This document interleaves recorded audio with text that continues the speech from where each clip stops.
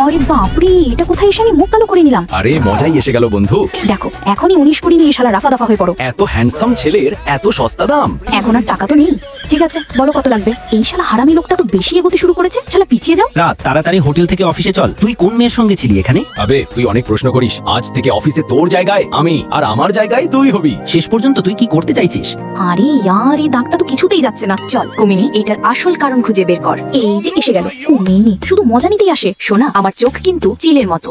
চোখ চিলের আর মাথা গাধা। আমার 2 পয়সার মাথা দিয়ে তোমার সর্বনাশ করব। সরি, এক কুকুরের চক্রে পড়ে দেরি হয়ে গেল। এই ছেলেটা এখানে এসে গেছে। আমাদের কানেকশনটা তো উপর থেকেই আছে।